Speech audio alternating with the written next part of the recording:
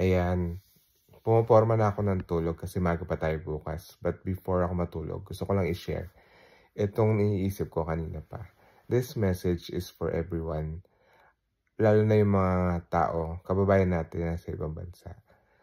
Alam ko na busy tayo sa kanya-kanya nating buhay, sa pagtatrabaho, sa kanya-kanya nating career, kung ano man yung pinagkakaabalahan mo.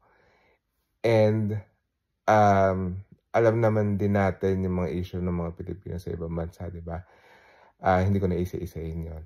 But my point is, kung nasan man kayo ngayon, love your community. Mahalin niyo yung community niyo. Maging mabait kayo sa mga kababayan niyo kung nasan man kayo. Kasi, hindi natin masabi, baka ma-surprise na lang tayo. Yung tao na chinichismis mo, or tao na sinisiraan mo, or tao na kinaiinggitan mo, or katrabaho mo, or kababayan mo na kinaiinggitan mo, baka yun pa yung tao na tumulong sa'yo. Nasasabi ko yan kasi, alam mo yun, alam mo naman issue ng mga Pilipino minsan, hatakan, inggitan, chismisan, but masusurprise ka kapag minahal mo yung community na meron ka. Hindi mo naman kailangan laging, alam mo yun, magpakita or mag-hangout lagi or mag-inuman lagi. Hindi naman ganoon. Ang point is, maging mabait ka sa community. At kung may chance ka mag-give back, gawin mo. Bigyan mo ng oras. Alam mo yun? Kasi, maraming mangyayari or maraming pwedeng mangyari na hindi natin inaasahan. Na minsan mahirap, alam mo yun, solusyonan. Kasi lalo na kung malayo ka sa pamilya mo.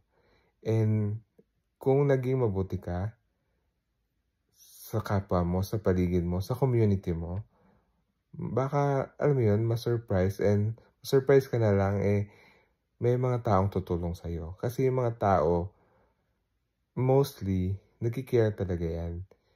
So, hindi mo yan mapipigilan na tulungan ka. Kaya, yun lang. Marami pa akong gustong sabihin, pero ayoko na mapahabain to. Pero my point is, love your community. Share. Hindi naman laging pera. Time, prayers. Sa mga panahon na may mga pinagdadaanan yung mga kakilala mo or nakasama mo or alam mo yun, kahit hindi mo siya super close friend, ay grabe. Nakakatuwa lang. Having said that, kasi dito sa community namin sa Camber River, nagsisimula na siya, nagiging evident na yung pagtutulungan ng mga kababayan natin, mga kasamahan namin dito. And I'm so proud and so grateful na dito ako napunta sa Camber River. Kasi maraming differences for sure, maraming chismisan for sure, but sa mga panahon na kailangan magsama-sama at magtulungan, ginagawa namin.